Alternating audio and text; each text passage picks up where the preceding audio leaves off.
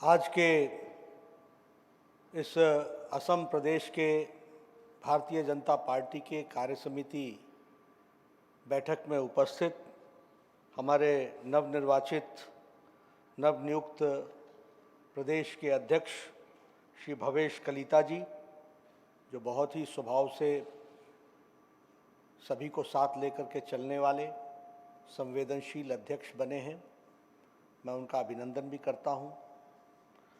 आज के इस कार्य समिति के बैठक में उपस्थित हमारे असम प्रदेश के यशस्वी मुख्यमंत्री हमारे छोटे भाई श्री हेमंत बिस्वा शर्मा जी, हमारे पूर्व मुख्यमंत्री और हमारे वरिष्ठ सहयोगी जो डिब्रूगढ़ से जुड़े हैं श्री सर्बानंद सोनवाल जी, हमारे पूर्व अध्यक्ष श्री रंजीत कुमार दास जी, हमारे यहाँ दिल्ली से मेरे साथ उपस्थित भारतीय जनता पार्टी के राष्ट्रीय उपाध्यक्ष और हमारे वरिष्ठ सहयोगी और असम प्रदेश के प्रभारी श्री जय पांडा जी, हमारे राष्ट्रीय महामंत्री और हमारे वरिष्ठ सहयोगी और सांसद श्री दिलीप सैकिया जी, हमारे भारत सरकार में मंत्री केंद्रीय मंत्री श्री रामेश्वर तेली जी, और मेरे साथ यहाँ दिल्ली में उपस्थित हमारे बहुत ही पहले लोकसभा के और बाद में राज्यसभा के सदस्य श्री कामाख्या प्रसाद तासा जी, सभी भारतीय जनता पार्टी के कार्य समिति के सदस्य, मंत्रीगण, हमारे विधायकगण और हमारे वरिष्ठ नेतागण जो गुवाहाटी और अन्य कार्यालयों से जुड़े हुए हैं, आप सबका इस बैठक में अभिनंदन है, स्वागत है। और मुझे आपने इस बैठक में शामिल होने का मौका दिया, इसके लिए मैं आयोजकों को बधाई देना चाहता हूं और उनको धन्यवाद भी देना चाहता हूं जिन्होंने मुझे ये सौभाग्य दिया है। मित्रों, जब मैं असम प्रदेश की बात करता हूं तो संत शंकरदेव जी को, संत महादेव जी को और हमारे एक शरणा धर्म को, इसके बारे में बिना चर्चा किए हुए और उनको बिना नमन किए हुए हम असम के वैचारिक यात्रा में आगे बढ़ नहीं सकते।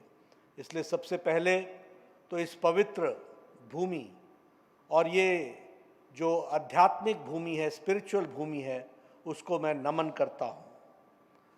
हम सब जानते हैं कि असम नॉर्थ ईस्ट का गेटवे है। वैचारिक पृष्ठभूमि में भी असम में भारतीय जनता पार्टी का परचम लहराता है, तो हमारे लिए नॉर्थ ईस्ट का दरवाज़ा खुलता है। इसलिए ऐसे प्रदेश को और ऐसी विचारधारा के साथ जुड़े हुए तमाम लोगों को मैं नमन करता हूँ। हम जब असम की बात करते हैं तो एक हॉर्न का राइनो को याद करना और वहाँ की विशेषता और इसके साथ साथ बिहू पर्व को बिना याद किए हुए असम के कल्चर के बारे में, असम की संस्कृति के बारे में, असम की जीवन शैली के बारे में हमारे लिए बड़ा कठिन हो जाता है। और इसलिए आज के दिन मैं बिहू पर्व को भी याद करता हूँ। किस हर्षोल्लास के साथ हमारे असम भाई इस पर्व को मनाते हैं और अपनी संस्कृति की जो छवि है उसको भी आगे बढ़ाते हैं, और जो सांस्कृतिक विरासत में हमें मिला है उसको भी हम गौरव के साथ आगे बढ़ाने का काम करते हैं। आज के दिन मुझे लक्ष्मीनाथ जी को, जो हमारे लिटरेचर के बहुत ही बड़े विद्वता के साथ भरपूर ऐसी हमारी शख्सियत रही, उनको भी हमें आज के दिन याद करता हूं मैं।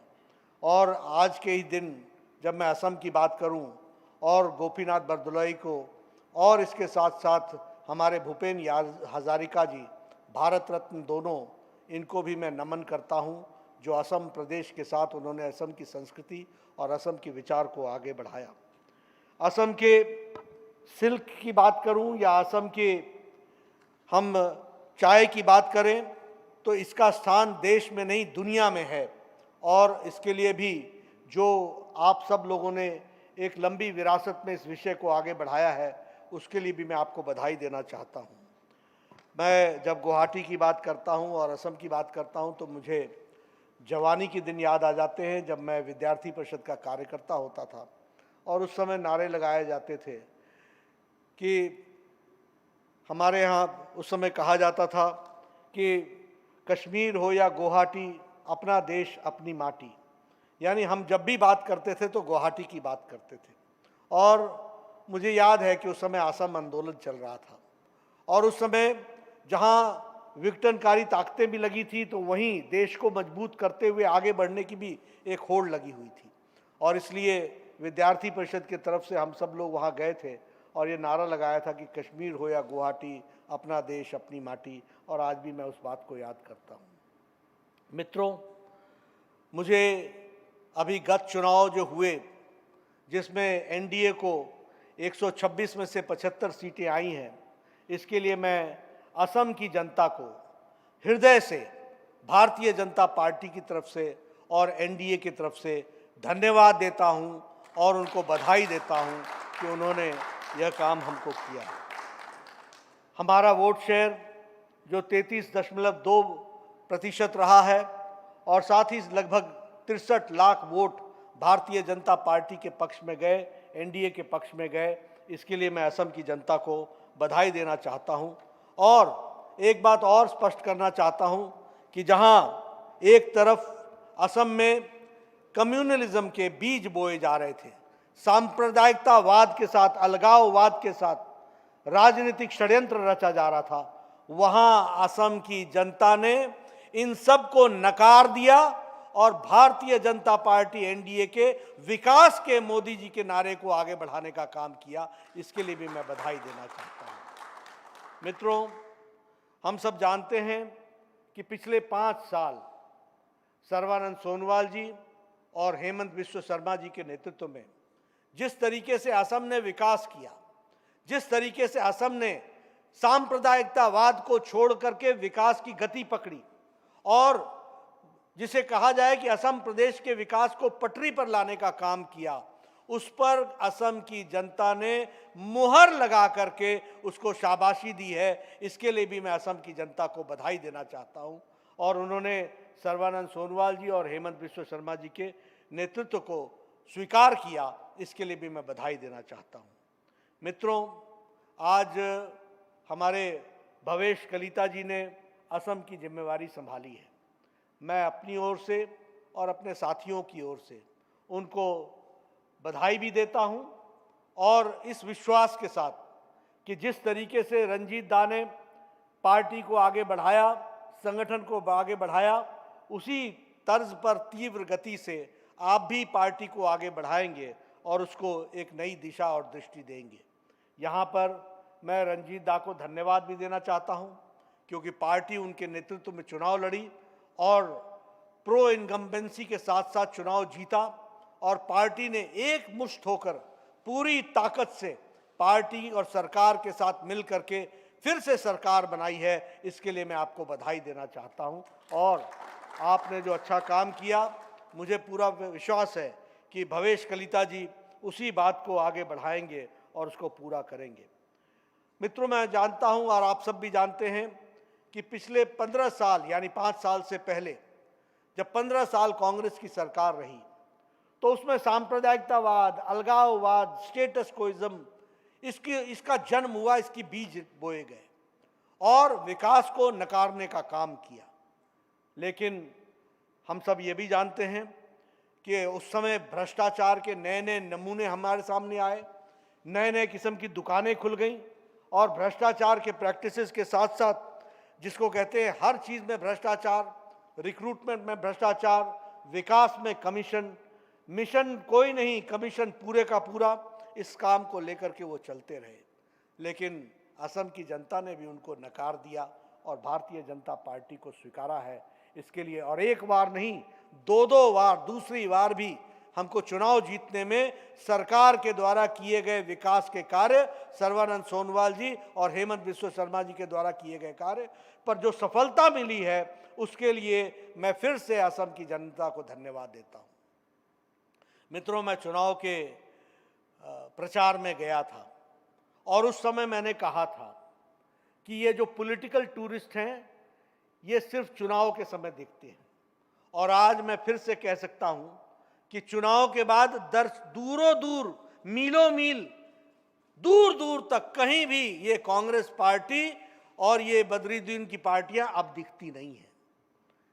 ये पॉलिटिकल टूरिस्ट के रूप में आए थे और पॉलिटिकल टूरिस्ट के रूप में इन लोगों ने काम किया, और आज जब चुनाव हार गए और पॉलिटिकल टूरिज्म समाप्त हुआ और ये सब लोग अपना तंबू सब कुछ उठा करके निकल करके चले आए, अब इनको असम की जनता से कोई लगाव नहीं है। और इसीलिए मैं कहा था कि they are the political tourist who come during the election time and they are not to be seen with the people of Assam। ये हमने उस समय कहा था और ये बात आज सिद्ध होती है। मुझे दुख के साथ कहना पड़ता है, आपने सबने कांग्रेस पार्टी का वो टूल किट देखा होगा। उस टूल किट में क्या लिखा है? उसमें लिखा है कि योगा को, योग को और असम के टी को बदनाम करो, यानी जिससे हमारी दुनिया में ख्याति होती है, कोई कांग्रेस के लोगों को माफ नहीं करेगा। प्रधानमंत्री मोदी जी यहां योगा को देश के पटल से उठा करके विश्व के पटल पर पहुंचाते हैं। आप सब लोग मेहनत करके असम की टी को दुनिया में स्थापित करते हैं और कांग्रेस पार्टी का टूल किट कहता है कि योग को और टी को, असम के टी को बदनाम करो। ये काम इन्होंने किया है, इनको कोई माफ करने वाला नहीं है। लेकिन भारतीय जनता पार्टी ने मंत्र पकड़ा मोदी जी के नेतृत्व में, सबका साथ, सबका विकास, सबका विश्वास, development of all, appeasement of none. सबका डेवलपमेंट करेंगे लेकिन अपीजमेंट नहीं करेंगे, तुष्टीकरण नहीं करेंगे।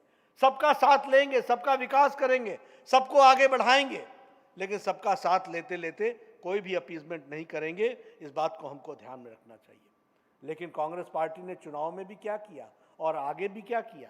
उन्होंने यही किया कि जब वो मिले तो उन्होंने जब उन्होंने काम किया तो क्या किया? यही किया कि समाज को बांटने का काम किया। Divide the society with the seeds of communalism. सांप्रदायिकतावाद के साथ ये बीज बो। और बड़े मजे की बात देखिए, जब अहोम के क्षेत्र में आगे बढ़े तो उन्होंने चाय बागान में दूसरी बात कही, अहम के क्षेत्र में दूसरी बात कही, और जब वो बदरुद्दीन के इलाके में पहुंचे तो गले मिलकर के तीसरी बात कही। ये इनका बहरूपिया चेहरा रहा। लेकिन असम की जनता जानती है, सिरे से इनको नकार दिया गया और भारतीय जनता पार्टी को स्वीकार किया। इसके लिए मैं पुनः फिर से असम की जनता को हम बधाई देना चाहते हैं। अभी सेकेंड फेज कोविड का आया है, कहाँ चले गए पॉलिटिकल टूरिस्ट? कोई दर्शन देता है? कोई मिलता है? मैंने पहले भी कहा, मैं फिर से दोहराता हूं कि सारी पार्टियां क्वारंटाइन हो गई, सारी पार्टियां आइसोलेशन में चली गई और कुछ पार्टियां तो आईसीयू बेड तक पहुंच गई। ये भारतीय जनता पार्टी ही है और ये भारतीय जनता पार्टी का कार्यकर्ता ही है जो लाखों और करोड़ों की संख्या में अपने जान को जोखिम में डाल करके समाज के लिए काम में जुटा है और कोविड की जो दूसरी वेव था उसमें लड़ाई लड़ी है। लेकिन कांग्रेस पार्टी के लोग नदारत हो गए, दर्शन नहीं दिए। इनको सिर्फ चुनाव लड़ने आता है, चुनाव के बाद ये सब कुछ अपना सारा तंबू उठा करके चल देते हैं। लेकिन भारतीय जनता पार्टी एक ऐसी पार्टी है जिसका एक सामाजिक पक्ष भी है। हम चुनाव लड़ते हैं, चुनाव लड़ने की तैयारी भी करते हैं, चुनाव जीतते भी हैं, लेकिन जीतने के बाद समाज की सेवा में जुट जाते हैं। हमारा सामाजिक पक्ष है। पार्टी के नेता हेमंत बिस्वा शर्मा जी के नेतृत्व में असम में हमारे असम की जनता को ताकत देने के लिए और मजबूती के साथ आगे बढ़ने के लिए जुट पड़ी है। तो असम के कार्यकर्ता भी लाखों की संख्या में सामाजिक पक्ष को ध्यान में रखते हुए सेवा ही संगठन चला करके वह संगठन के माध्यम से असम की जनता के सेवा के लिए निकल पड़े हैं। इस बात को हमको समझना चाहिए। लेकिन बाकी पार्टियां जिस तरीके से ये सारी चीज़ों के बीच में राजनीति करती हैं उसको हमको एक्सपोज करना है। मैं चाहूँगा कि भवेश कलिता जी इन विषयों के बारे में बार बार बोलें, उनको लोगों को बताएं कि कैसे कांग्रेस पार्टी चुनाव के दौरान आती है और चुनाव के बाद लुप्त हो जाती है, गायब हो जाती है। ये और इनके नेता ये या तो ट्विटर हैंडल पर दिखते हैं या टीवी स्क्रीन पर दिखते हैं प्रेस कॉन्फ्रेंस करते हुए, जनता में नहीं मिलते। और हमारे हेमंत बिस्वा शर्मा जनता के बीच में जाकर के कोविड के दूसरे वेव में और इनके सारे मंत्री और सारी पार्टी साथ लग करके काम में जुटती है। ये भारतीय जनता पार्टी का पक्ष है, इसको हमको रखना चाहिए, इसको हमको बारंबार बताना चाहिए। ऑक्सीजन की कमी हुई, हम सब जानते हैं, किसी को मालूम नहीं था कि सेकेंड वेव में इतनी तीव्र गति से ऑक्सीजन की जरूरत पड़ेगी, लेकिन प्रधानमंत्री मोदी जी ने एक सप्ताह के अंदर सारे ऑक्सीजन की कमी को दूर किया है। इस बात को हमको समझना चाहिए। पिछले साल हम 300 मैट्रिक टन ऑक्सीजन बनाया करते थे, प्रोड्यूस करते थे। इस साल अप्रैल महीने में जब ऑक्सीजन की कमी आई तो हमारे ऑक्सीजन बनाने की कैपेसिटी उस समय 900 मैट्रिक टन थी, और एक सप्ताह के अंदर ये ऑक्सीजन में पेट्रोलियम मिनिस्ट्री, फर्टिलाइजर मिनिस्ट्री और स्टील मिनिस्ट्री ने मिलकर के इसी ऑक्सीजन को 9,446 मैट्रिक टन तक पहुंचा दिया एक सप्ताह के अंदर। और इतना ही नहीं, जल से, थल से, नभ से, आकाश में वायुयान के माध्यम से, एयरक्राफ्ट के माध्यम से, जल में शिप के माध्यम से, और इसके साथ साथ थल में ऑक्सीजन एक्सप्रेस चला करके ये सारे के सारे गैस के अपने ऑक्सीजन के सिलेंडर को यथास्थान पहुंचाने का काम एक सप्ताह के अंदर नरेंद्र मोदी जी के नेतृत्व में किया है। इसको हमको समझना चाहिए। लगभग 1400 सॉर्टीज की गई, यानी हमारे एयरक्राफ्ट्स ने, एयरफोर्स के एयरक्राफ्ट्स ने 1400 उड़ान भरी। उसी तरीके से बड़ी संख्या में ऑक्सीजन एक्सप्रेस चली, उसी तरीके से शिप के माध्यम से भी ऑक्सीजन पहुंचाया, और 900 मैट्रिक टन को 9,446 मैट्रिक टन तक पहुंचाया। उसी तरीके से 1,681 टैंकर्स की व्यवस्था की गई, और हमारे पास जो ऑक्सीजन सिलेंडर्स थे वो 4 लाख हुआ करते थे, वो बढ़ करके 11 लाख हुई। और इसी तरीके से हमारे टैंक्स, क्रायोजेनिक टैंक्स जो थे वह 609 से बढ़ करके 901 किए गए। मित्रों, जुलाई महीने में लगभग 1500 पीएसए प्लांट्स लग रहे हैं। असम में भी लगभग हर जिले में, जिला अस्पताल में पीएसए प्लांट लगेगा। ये प्लांट प्रधानमंत्री पीएम केयर के फंड से लग रहा है। मैं निवेदन करूंगा भवेश कलिता जी और हमारे सभी मंत्रीगण, यह जरूर हर हॉस्पिटल के साइट को विजिट करें, निरीक्षण करें और देखें कि समय रहते थर्ड वेव आने के पहले पीएसए प्लांट, वैसे आएगा नहीं थर्ड वेव, ऐसा लोग कहते हैं, लेकिन हमें तैयारी करनी है, और थर्ड वेव के पहले हमको पीएसए प्लांट्स हर डिस्ट्रिक्ट हॉस्पिटल में लग जाए, इसकी हमको चिंता करनी पड़ेगी। और मुझे विश्वास है कि हेमंत बिश्व शर्मा जी इसकी चिंता करेंगे, और भवेश कलिता जी पार्टी की तरफ से और हमारे सारे सांसद, हमारे सारे विधायक इस काम में लगें, और वो देखें कि ऑक्सीजन के दृष्टि से ये पीएसए प्लांट्स हर जिले के हॉस्पिटल में लग जाए। यही मैं कहना चाहता हूँ।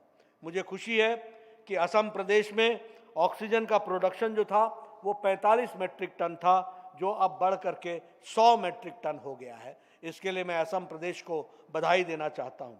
उसी तरीके से ऑक्सीजन के जो स्टोरेज कैपेसिटी थी वो 200 मैट्रिक टन थी, वो बढ़ करके 400 मैट्रिक टन हो गई है। इसके लिए भी मैं बधाई देना चाहता हूं कि आपने 45 दिन के अंदर ही ये 400 मैट्रिक टन की स्टोरेज कैपेसिटी पहुंचाई है, और जब ये पीएसए प्लांट सब जिले में लग जाएंगे तो आपकी कैपेसिटी और बढ़ जाएगी। यह भी मैं आपसे बताना चाहता हूं, यह भी आपके साथ में शेयर करना चाहता हूं। मित्रों, वैक्सीनेशन पर भी बहुत राजनीति हुई, और इस वैक्सीनेशन को लेकर के हमारे विपक्ष ने जिस तरीके की राजनीति की वो भी हम सबको ध्यान में है। मैं पूर्व स्वास्थ्य मंत्री रहा हूं, प्रदेश का भी और भारत का भी। मैं स्वास्थ्य की स्थिति जानता हूं। आप सबको जानकर के आश्चर्य होगा कि जब चिकन पॉक्स और स्मॉल पॉक्स सारी दुनिया से समाप्त हो गया, उससे 10-20 साल बाद हमारे यहाँ स्मॉल पॉक्स और चिकन पॉक्स का इरेडिकेशन का काम शुरू हुआ। और क्या कहा गया, ये वर्ल्ड हेल्थ ऑर्गेनाइजेशन की तरफ से स्कीम आई है। एक कार्यक्रम चला जिसका नाम था यूएस एड। ये सब लोग हमको एड के रूप में हमारी बीमारी को समाप्त करने के लिए ये काम किया करते थे। ये हमारा कांग्रेस के टाइम का गौरवमय इतिहास था। इनका गौरव, कांग्रेस का गौरव ये था। पल्स पोलियो जब सारे जगह से समाप्त हो गया तो हम लोगों ने पोलियो को इरेडिकेशन का काम पकड़ा। लेकिन जब कोरोना आया तो प्रधानमंत्री मोदी जी ने 2020 के अप्रैल महीने में टास्क फोर्स बनाई और कहा कि हमको वैक्सीनेशन तैयार करना है भारत में। भारत के उद्यमियों को जगाया, भारत के साइंटिस्ट को मदद की, उनको पूरी ताकत दी, हाई पावर्ड कमिटी बनी, समय समय पर उसकी मॉनिटरिंग हुई और 9 महीने के अंदर एक नहीं 2 वैक्सीन भारत ने प्रोड्यूस किया। यह हमको ध्यान में रखना चाहिए। आज भारत मांगने वाला नहीं है वैक्सीन का, आज भारत देने वाला वैक्सीन बन गया और भारतीय लोगों को वैक्सीन अपनी भारत में लग सके इसकी व्यवस्था की। तो भारत के महान नेता हमारे यशस्वी प्रधानमंत्री नरेंद्र मोदी जी ने यह भारत की तस्वीर बदली है दुनिया में। इस बात को हमको समझना चाहिए। और कांग्रेस के नेता और बाकी नेताओं ने क्या कहा? एक नेता ने तो यह कह दिया कि we are not guinea pigs, we are not rats. एक ने कह दिया कि इसकी तो 3rd ट्रायल अभी प्रोटोकॉल में हुआ नहीं है, इसको हम कैसे लगाएंगे। किसी एक स्वास्थ्य मंत्री ने कह दिया इसको लगाने का काम अपने जान को जोखिम में डालने के बराबर है। ये अलग बात है कि इन सब नेताओं ने चुपके चुपके अपना वैक्सीनेशन करा लिया है।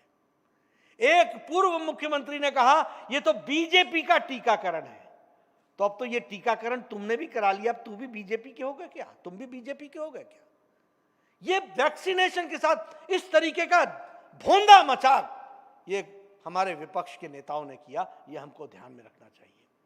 हर जगह हर मोड़ पर उसको रोकने की कोशिश की। पहले कहा वैक्सीन बन नहीं रही है, बनेगी नहीं, बनेगी नहीं, बनेगी नहीं, बन गई, लगने लगी जनवरी महीने से, तो ये ठीक नहीं है, ये ठीक नहीं है, ये ठीक नहीं है। फिर कहा हम नहीं लगाएंगे। ऐसे ऐसे मुख्यमंत्री हुए जिन्होंने कहा कि हम अपने प्रदेश में वैक्सीनेशन नहीं शुरू करेंगे। फिर कहने लगे वैक्सीन लाओ, वैक्सीन लाओ, वैक्सीन लाओ।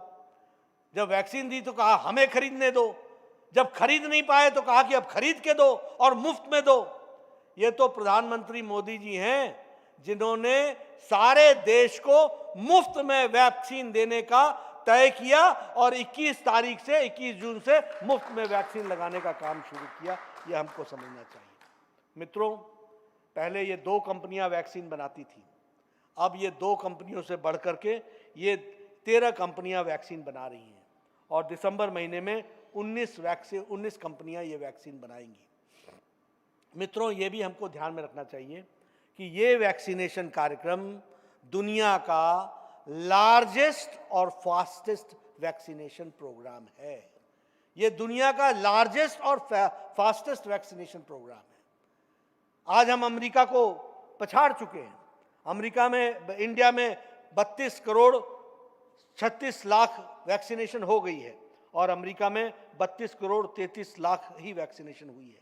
हमने ब्रिटेन, हमारे इटली और जर्मनी और फ्रांस को इस मामले में वैक्सीनेशन में हम आगे निकल चुके हैं और प्रधानमंत्री जी ने 35,000 करोड़ रुपए इसके लिए रखा है और 35,000 करोड़ रुपए सिर्फ वैक्सीनेशन के लिए लगाया जा रहा है।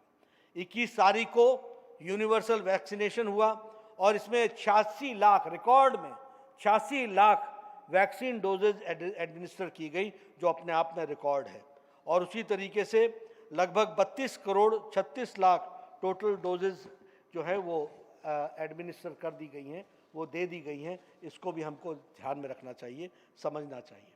मित्रों, कोविशील्ड जो है वो दिसंबर महीने में 50 करोड़ हम वैक्सीन बना लेंगे। कोवैक्सीन जो है वो 40 करोड़ हम बना लेंगे। उसी तरीके से जायडस का हम 5 करोड़ बना लेंगे, स्पुतनिक का हम 10 करोड़ बना लेंगे और कॉर्बेवैक्स का हम लगभग 30 करोड़ बना लेंगे। कुल मिलाकर के 135 करोड़ की डोजेज हम दिसंबर महीने तक तैयार कर लेंगे। बड़ी एम्बिशियस तरीके से हम चलने का योजना बनाए हैं और मुझे जान करके खुशी हुई कि असम प्रदेश में 2300 वैक्सीन सेंटर बने हैं और डेली कम से कम 3,50,000 वैक्सीन लगाई जा रही है। इसके लिए मैं असम प्रदेश को और असम प्रदेश के यशस्वी मुख्यमंत्री हेमंत बिस्वा शर्मा जी को बधाई देना चाहता हूं, जिन्होंने 3,50,000 वैक्सीनेशन प्रतिदिन देने का तय किया है और 69 लाख टोटल डोजेज आपने लगाई हैं और 57 लाख फर्स्ट डोज है और 12 लाख आपने सेकंड डोज लगाई है और 3,75,000 डोज आपने ये 21 जून को लगाई है। इसके लिए मैं आपको बधाई देना चाहता हूं और मैं एक निवेदन करना चाहूँगा। यहाँ पर मेरी बात भवेश कलिता जी सुन रहे होंगे, हमारी बात हेमंत बिस्वा शर्मा जी सुन रहे होंगे। मेरा आपसे निवेदन है कि आप असम में इसको मिशन मोड में लीजिए, आप इसको मिशन मोड में लीजिए और वैक्सीनेशन को, जैसा कि अभी मैं हेमंत जी की बात सुन रहा था कि प्रतिदिन 3,50,000 वैक्सीनेशन होगी और लगभग आपने 2,25,00,000 लोगों को देना तय किया है और आपने टारगेट तय किया है कि इस महीने तक हम इसको वैक्सीनेशन को पूरा कर लेंगे। मेरी शुभकामनाएं हैं, मेरी पूरी शुभकामनाएं आपके साथ हैं। आप इसको आगे बढ़ाइए और वैक्सीनेशन का लक्ष्य को पूरा कीजिए और मिशन मोड में भारतीय जनता पार्टी का एक एक कार्यकर्ता आपके साथ जुड़ेगा और आपको इसमें ताकत प्रदान होगी, ये मैं आपको विश्वास देना चाहता हूँ।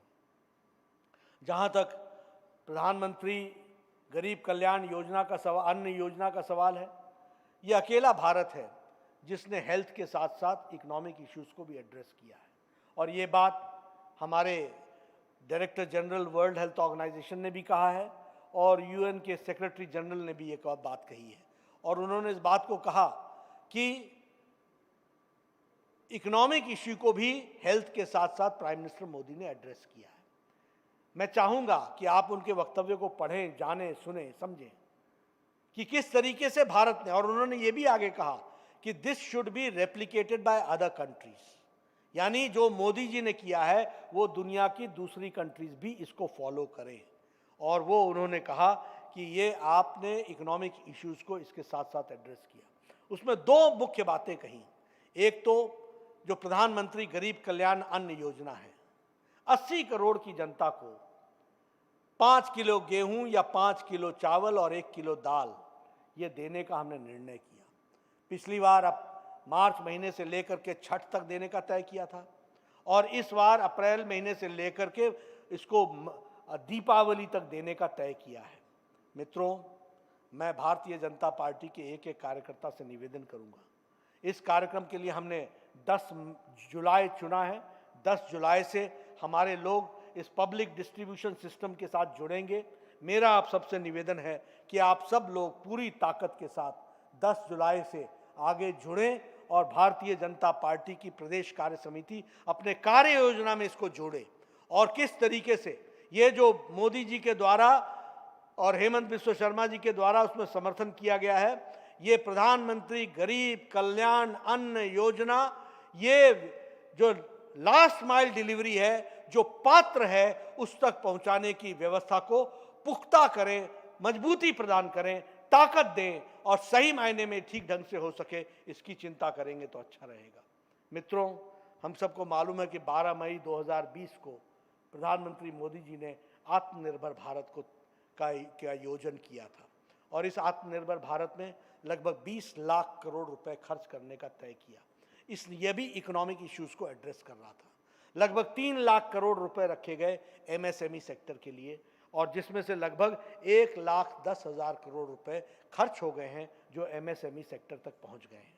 मैं निवेदन करूंगा भारतीय जनता पार्टी के कार्यकर्ताओं से और मैं निवेदन करूंगा असम की सरकार से, हेमंत बिस्वा शर्मा जी के नेतृत्व में चलने वाली सरकार से, कि आप ये जो एमएसएमई ग्रुप्स हैं, जो ऑर्गेनाइजेशंस हैं, जो एसोसिएशंस हैं, इनके साथ आप पार्टी को एंगेज करिए, सरकार को एंगेज करिए। ये 3 लाख करोड़ रुपए जो दिया गया है, इसमें से 1,10,000 करोड़ रुपए खर्च हो गया है। आप देखिएगा एमएसएमई सेक्टर कितना इससे प्रोत्साहित हुआ है, लेकिन उसमें एंगेजमेंट में हम और क्या मदद कर सकते हैं, हम उनकी लास्ट माइल डिलीवरी में और क्या मदद कर सकते हैं, इसके लिए ऑर्गेनाइजेशन और एसोसिएशंस के साथ पार्टी और सरकार को एंगेज करने की जरूरत होगी। इसको आप करेंगे तो अच्छा रहेगा। उसी तरीके से लगभग 1 लाख करोड़ रुपए एग्रीकल्चर के इंफ्रास्ट्रक्चर के लिए खर्च होना है। मैं यहाँ आपसे निवेदन करना चाहूँगा, एग्रीकल्चर के इंफ्रास्ट्रक्चर के लिए खर्च करते समय आप एक बात को ध्यान में रखिए, ये लगभग 10,000 फार्मर्स प्रोड्यूसर्स ऑर्गेनाइजेशन के माध्यम से खर्च होना है। और इसलिए मैं आपसे निवेदन करूंगा कि आप फार्मर्स प्रोड्यूसर्स ऑर्गेनाइजेशन सही रूप में अच्छे फार्मर्स प्रोड्यूसर्स ऑर्गेनाइजेशन बन सकें, इसकी चिंता आप असम की धरती पर जरूर कीजिए। पार्टी भी चिंता करे, सरकार भी चिंता करे। एफपीओ बनाने का काम नाबार्ड को दिया गया है, दूसरी एजेंसीज को दिया गया है, आप उनसे संपर्क कीजिए। लगभग 300 किसान एक एफपीओ में आएंगे। सही मायने में जेन्युइन किसान आए और जेन्युइन किसान की मदद हो और मोदी जी का 1 लाख करोड़ रुपए धरती पर ठीक ढंग से लग सके, इसको सुनिश्चित करना असम की सरकार की जिम्मेवारी है और हमारे पार्टी के कार्यकर्ताओं की, लाखों कार्यकर्ताओं की जिम्मेवारी है। इसको आप पूरा कीजिएगा, ये मैं आपसे कहना चाहता हूं। उसी तरीके से 2 लाख कंसेशनल क्रेडिट हमारे किसानों को जाना है, जिसमें 2.5 करोड़ फार्मर्स को किसान क्रेडिट कार्ड के माध्यम से जाना है। मैं निवेदन करूंगा कि इसमें भी हम किसानों के साथ चर्चा करें। 2 लाख किसान को इसका लाभ होने वाला है। 2 लाख किसान के लिए हम कैसे ये क्रेडिट कार्ड का सदुपयोग वो कर सकें, इसकी हमको चिंता करनी पड़ेगी। उसी तरीके से 5,000 रुपये का समर्थन और 5,000 रुपये का आर्थिक सपोर्ट ये रेडी वाला, फेडी वाला, स्ट्रीट वेंडर्स को देने की योजना बनी है। मैं चाहूँगा कि हमारे कार्यकर्ता जो गरीब, और ये 50 लाख रेडी वालों को मिलने की योजना बनाई गई है, इसमें भी पार्टी सजग होकर के आगे बढ़े और उसके साथ अपने आप को जोड़े तो अच्छा रहेगा, यही मैं कहना चाहता हूँ। मित्रों, मैंने कई बार कहा, लेकिन मैं असम की जनता से और असम के कार्यकारिणी से जब मैं मुखातिब हो रहा हूँ, जब मैं उनसे चर्चा कर रहा हूँ, तो मेरा ये कर्तव्य बनता है कि आपसे मैं इस बारे में भी चर्चा करूं। और वो ये है कि किसान नेता के रूप में तो देश में बहुत लोग पैदा हुए और किसान नेता के रूप में बहुत सी उन्होंने चर्चाएं भी की, लेकिन किसानों के लिए कुछ नहीं किया। आप बताइए कि एक स्कीम बता दीजिए आजाद भारत में कांग्रेस के टाइम में जो उन्होंने किसानों के लिए किया हो, एक स्कीम बता दीजिए जिसने किसानों को लाभ पहुंचाया। लेकिन प्रधानमंत्री मोदी जी ने एक नहीं, अनेकों किसानों के लिए स्कीम्स चलाई और सही मायने में किसान को धरती पर मदद देने का काम किया तो नरेंद्र मोदी जी ने किया है।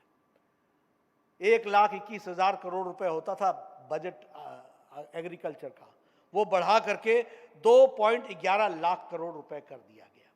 उसी तरीके से प्रधानमंत्री किसान सम्मान निधि 10 करोड़ किसान को लगभग 1.36 लाख करोड़ रुपए अभी तक मिल चुके हैं।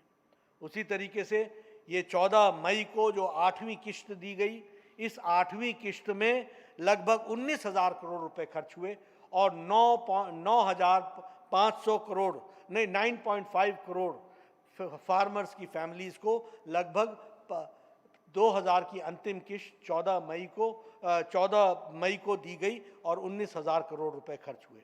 असम में 12 लाख किसानों को इसकी अदायगी की गई और 40 करोड़ रुपए 8वीं किश्त में खर्च हुए हैं किसानों के पक्ष में। यह भी हमको ध्यान में रखना चाहिए असम में। उसी तरीके से प्रधानमंत्री किसान मानधन योजना, इसमें मिनिमम प्रीमियम पर 3,000 रुपए की पेंशन ये किसानों के लिए दी है। मित्रों, कभी हमने सोचा था, did we ever think that a farmer is going to get pension? हमने कभी सोचा था कि किसान को भी पेंशन लगेगी और वो भी 3,000 रुपए महीने की? प्रधानमंत्री मोदी जी ने इसको साकार करके दिया है, इसको भी हमको समझना चाहिए। उसी तरीके से सब्सिडी में, फर्टिलाइजर की सब्सिडी में, डीएपी में 140% की सब्सिडी दी गई है। अगर 2,400 रुपए का 2,400 रुपए का फर्टिलाइजर का बैग आता था तो आज वो 1,200 रुपए का आ रहा है। यानी अब अगर आप 2,400 रुपए खर्च कर रहे थे तो एक बोरी आज खरीदते हो तो एक बोरी आपको मुफ्त में मोदी जी की तरफ से मिलती है। इस बात को आप समझो कि 2,400 में 2 बोरियां मिलेंगी, ये आप ध्यान में रखने की जरूरत है। सॉइल हेल्थ कार्ड, जब ये सॉइल हेल्थ कार्ड की बात कही गई तो लोगों ने मजाक बनाया, सॉइल हेल्थ कार्ड के बारे में चर्चा की, ये कैसा हेल्थ कार्ड? आदमी का तो हेल्थ कार्ड सुना था, ये सॉइल का हेल्थ कार्ड कैसा होता है? आज किसानों के सशक्तिकरण के लिए, empowering द किसान, एम्पावरिंग द फार्मर्स, उसके लिए लगभग 22 करोड़ कार्ड्स 100% 22 करोड़ कार्ड्स ये सॉइल हेल्थ कार्ड डिस्ट्रीब्यूट हो चुके हैं और ये किसानों के परिवारों को मिल चुका है। और उसी तरीके से नीम कोटेड यूरिया 100% हो गया है। अब फर्टिलाइज़र में किसी भी किस्म की बेईमानी नहीं हो सकती है, इसकी चिंता की गई है।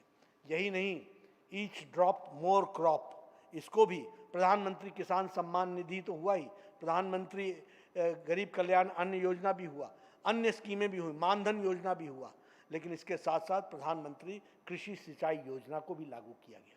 ईच ड्रॉप मोर क्रॉप, और इसके माध्यम से भी जहां पानी की बचत भी हो और किसानों की खेती हरियाली में परिवर्तित हो जाए, इसकी भी चिंता की गई है। किसानों के लिए ही स्वामित्व योजना चलाई गई। हम सब लोग किसान लोग गांव से आते हैं, हमारे गांव में मकान थे, लेकिन उस गांव के मकान को प्रॉपर्टी नहीं माना जाता था। हम उस पर बैंक में लोन नहीं ले सकते थे। उसकी नपाई जुताई के बारे में ये तय नहीं होता था कि ये इसका कोई हमको स्वामित्व मिलेगा, इसकी हमको कोई ओनरशिप मिलेगी। प्रधानमंत्री मोदी जी ने स्वामित्व योजना चलाई और स्वामित्व योजना के तहत ड्रोन के माध्यम से किसानों की जमीन और उसमें बनी हुई प्रॉपर्टी, इसको नापने का काम किया गया और उसको उसके साथ प्रॉपर्टी कार्ड देने का काम किया गया। अब उस कार्ड पर किसान भी लोन ले सकता है। वो प्रॉपर्टी कार्ड यह बताएगा जुडिशरी में भी और बाकी सब स्थानों पर भी कि वह इसका उपयोग करके यह उसकी, जिसको कहते हैं प्रॉपर्टी एंटिटी बन जाएगी। इसको हमको ध्यान में रखना चाहिए और आपको ये एक्सप्लॉयटेशन से बचाएगा, ये जो किसानों का एक्सप्लॉयटेशन होता था उससे बचाएगा। और अभी तक 7 लाख लाभार्थियों को, 7 लाख बेनिफिशियरीज इससे बेनिफिट कर चुके हैं। लगभग 4,923 विलेज में 166 डिस्ट्रिक्ट में ये स्वामित्व स्कीम इसको लागू कर दिया गया है और ड्रोन से लगभग 46,492 विलेजेस का सर्वे जारी कर दिया गया है। यह स्वामित्व योजना के बारे में किया जा रहा है। मैं यहाँ भी निवेदन करूँगा कि हेमंत बिस्वा शर्मा जी अपने तरफ से इसकी मॉनिटरिंग भी करें और स्वामित्व योजना के माध्यम से किसानों का जो सशक्तिकरण चल रहा है उसको पर्सनली मॉनिटर करके उसको भी पूरी ताकत प्रदान करेंगे तो अच्छा रहेगा। आयुष्मान भारत में मैं स्वास्थ्य मंत्री था तो मैं गया था आसाम में और उस समय हेमंत बिस्वा शर्मा जी उस समय स्वास्थ्य मंत्री थे, उन्होंने बहुत बढ़िया काम उसमें किया था। आज मुझे खुशी है कि देश में लगभग 1.8 करोड़ लोगों ने इसका लाभ उठा लिया है। 50 करोड़ लोग इसके लाभार्थी हैं, बेनिफिशियरीज हैं और इसमें लगभग 23,000 करोड़ रुपए खर्च हुए हैं और असम में 27 लाख लोगों ने इसका बेनिफिट उठाया है, इसकी बेनिफिशियरीज हैं और इसमें से 1.5 लाख लोगों को ट्रीटमेंट मिल चुकी है और 18 करोड़ रुपए खर्च हुआ है। यह भी हमको ध्यान में रखना चाहिए। मित्रों, मैं चाहूँगा कि भवेश कलिता जी इसकी चिंता करें और सरकार से आयुष्मान के जो कार्ड्स बने हैं उनके लोगों से मिलने का काम, संपर्क करने का काम, उन लोगों को जो मोदी जी ने ये ताकत पहुंचाई है इसको बताने का काम, इसको हम बखूबी करेंगे तो अच्छा रहेगा, ऐसा मैं निवेदन करना चाहता हूं। मित्रों, अभी 45 दिन ही हुए हैं 45 दिन ही हुए हैं असम की सरकार बने हैं, पर मुझे खुशी है कि हेमंत बिस्वा शर्मा जी के नेतृत्व में सरकार ने जो अच्छे काम सर्बानंद सोनोवाल जी ने किए थे उसको गति देते हुए आगे बढ़ाने का काम किया है। Government works in continuity and specially when the same party government comes we work more in continuity. तो इसलिए हेमंत जी ने जो सर्बानंद सोनोवाल जी की स्कीम्स थी उनको आगे बढ़ाया, लेकिन 45 दिन में उसको आगे बढ़ाने के साथ साथ जो गति दी है इसके लिए मैं हेमंत जी को बधाई देना चाहता हूं और उनको इसके लिए मैं शाबाशी भी देना चाहता हूं। आपने गार्जियन मंत्री बना करके जो हर डिस्ट्रिक्ट को हर दृष्टि से आगे बढ़ाने का काम किया है, साथ ही साथ जो आपने डिसेंट्रलाइजेशन किया है for implementation of the government schemes, ये बताता है कि मोर अकाउंटेबल आपने गवर्नेंस को बनाने का प्रयास किया है। Although it is a continuous process but you have made it more accountable और आपने उसमें बढ़ाया है। 45 दिन की अवधि बहुत छोटी होती है किसी चीज़ को आंकने के लिए, लेकिन लाल के हाल पालने में ही पता चल जाते हैं। शुरू में ही पता चल जाता है कि गति किस स्कीम के साथ आगे बढ़ेगी। तो उस स्कीम के साथ आप आगे बढ़ रहे हैं, मैं आपको इसके लिए बधाई देना चाहता हूं। जो आपने डायलॉग भी करने का शुरू किया है अलगाववादी लोगों के साथ, और साथ ही आपने जो एंटी इंसर्जेंसी ऑपरेशंस भी किए हैं, वो दोनों बातें बताता है कि जो प्यार से मानेगा उसको प्यार से अपने साथ आत्मसात करेंगे, जो प्यार नहीं रखेगा और कानून को अपने हाथ में लेगा उसके लिए हम कानून को सख्त से सख्त इम्प्लीमेंटेशन करेंगे। इसके लिए मैं आपको बधाई देना चाहता हूं। और आपने जो ये पीस ऑप्शंस जो आपने दी है कार्बी एंगलोंग के लोगों को, मिलिटेंट ग्रुप्स को, एनडीएफबी के मिलिटेंट्स को और अल्फा को, ये बताता है कि हम वार्तालाप के लिए तैयार हैं। मुझे पूरा विश्वास है कि आपको इसमें आगे चल करके सफलता मिलेगी। लेकिन एंटी इंसर्जेंसी ऑपरेशंस आपने जो शुरू किए हैं वो भी काबिले तारीफ है। आपने जो ड्रग्स के खिलाफ एक तरीके से मुहिम छेड़ी है, ये आप बधाई के पात्र हैं। ये युवाओं के लिए सबसे बड़ा तोहफा होगा। This is the biggest gift which Himanta Biswa Sarma is giving to the people, to the youth of Assam. ये बहुत आवश्यक है जिसको हमको समझना चाहिए। और असम को विकास की ओर ले जाने के लिए एक शुद्ध वातावरण बनाना भी आवश्यक है। मुझे उन्होंने डिटेल में बताया है कि ड्रग्स के लिए उन्होंने क्या क्या कदम उठाए हैं, लेकिन ये कदम में भारतीय जनता पार्टी का कार्यकर्ता, मैं चाहूँगा कि भवेश कलिता जी और रंजीत दा सरकार के अंदर और भवेश कलिता जी पार्टी में सरकार का साथ दें, पूरी ताकत लगाएं और इसमें हम आगे बढ़ें। काव प्रोटेक्शन के लिए भी आपने बहुत कारगर स्टेप्स उठाए हैं। कैटल के आपने स्मगलिंग को रोकने के लिए जो ज़ीरो टॉलरेंस रखा है वो भी बधाई के पात्र हैं आप। और इसके साथ साथ जो आपने कल्चरल हेरिटेज को आपने स्थापित करते हुए आगे बढ़ाने का काम किया है, उसके लिए मैं आपको साधुवाद भी देता हूं, बधाई भी देता हूं। मित्रों, एक समय था कि असम का क्या हाल हो रहा था। असम का ये हाल हो रहा था कि भारतीय और असमिया कल्चर को हम समाप्त कर रहे थे और दूसरों को आलिंगन लगा रहे थे। यह असम का कल्चर बन गया था। लेकिन आपने जो इंडिजिनस कल्चर है असम का, उसको आपने सुरक्षित रखते हुए आगे बढ़ने का काम किया है। जिस तरीके से आप बात द्रावा थान को आप आगे बढ़ा रहे हैं, उसी तरीके से आपने कल्चरल प्रोजेक्ट के लिए 188 करोड़ रुपए में उसको टूरिस्ट डेस्टिनेशन में बदलने का काम किया है। आपने जो नामघर और टेम्पल्स को फिर से वहाँ पर से जो इंक्रोचमेंट था, उस इंक्रोचमेंट से निकाल करके आप नामघर के लिए चर्चा कर रहे हैं और उसको आगे बढ़ा रहे हैं। आपने जो 188 करोड़ रुपए टूरिस्ट डेस्टिनेशन के लिए रखा है वो बधाई के पात्र है। इन्वायरमेंट के लिए भी आप बहुत अच्छा काम कर रहे हैं। और आपने जो राई मोना नेशनल पार्क और उसी तरीके से देहिंग पटकाई, जो आपने इन दोनों को आपने छठा और सातवां, 6th और 7th नेशनल पार्क असम में, इसके लिए जो आपने काम किया है वो बधाई के पात्र हैं। और आपने जिस तरीके से फॉरेस्ट के स्टाफ की भी जो फ्रंट लाइन है उनके राशन अमाउंट बढ़ा दिया है और उनको 2000 कर दिया है, ये सब बहुत ही अच्छे काम आपने किए हैं। अरुणोदय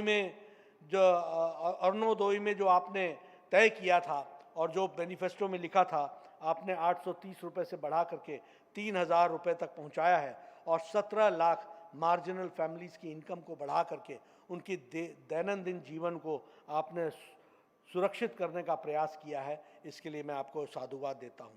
मित्रों, आपने सेवा ही संगठन में अच्छा काम किया है, उसके लिए मैं आपको बधाई देना चाहता हूं। मुझे जानकारी मिली है कि आपने फेस मास्क लगभग 9,62,000 बांटे हैं। फूड पैकेट्स आपने 27,000 के आसपास बांटे हैं। राशन किट्स आपने 75,000 के आसपास बांटे हैं। और मेरा बूथ कोरोना मुक्त, इसके लिए आपने 4,000 कार्यकर्ताओं को लगाया है।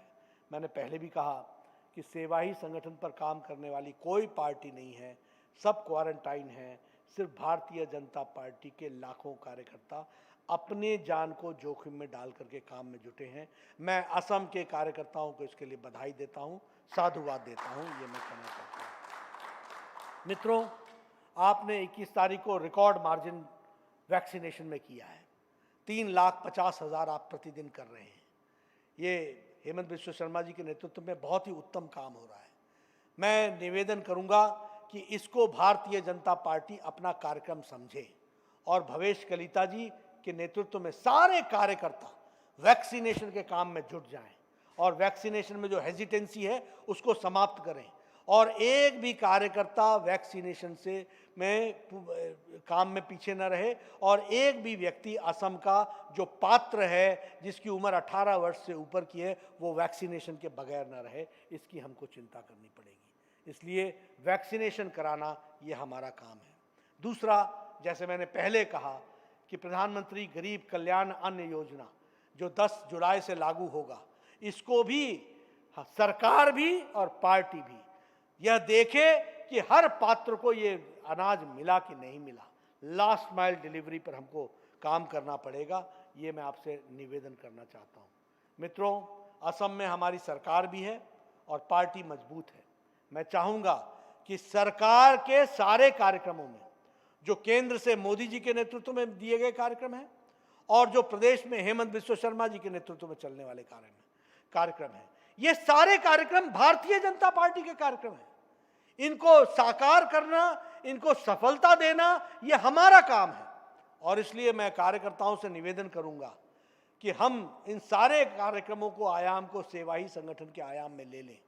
और चुनाव लड़ना तो हमारा काम है, हम चुनाव लड़ेंगे, लेकिन चुनाव के साथ साथ हम समाज की तस्वीर और तकदीर भी बदलेंगे, प्रदेश की तस्वीर और तकदीर भी बदलेंगे, और उसमें हम सब लोग मिलकर के काम करेंगे। ये मैं आपसे निवेदन करना चाहता हूँ।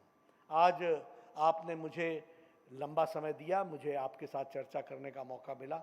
अगली बार मैं कोशिश करूंगा कि ईश्वर मुझे मौका दे कि ये मैं वर्चुअल रैली ना करूं, आपके बीच में जाऊं और वहां पर मैं सभी लोगों से मिल कर के आऊँ। अंत में पुनः मैं आप सबको बधाई देना चाहता हूं और पूरी ताकत के साथ असम प्रदेश आगे बढ़े, सरकार हेमंत बिस्वा शर्मा जी के नेतृत्व में बढ़े और हमारी पार्टी भवेश कलिता जी के नेतृत्व में बढ़े और हम सब लोग मिलजुल करके आगे बढ़ें। यही मेरा आपसे निवेदन है। बहुत बहुत धन्यवाद। जय भारत, जय अहोम। धन्यवाद राष्ट्रीय अध्यक्ष नड्डा जी को। मैं हमारे कार्यकर्तागण को अनुरोध करता हूं, सब खड़े होके उनको तालियों की गड़गड़ाहट से उनको संबोधित करें और उनको धन्यवाद व्यक्त करें।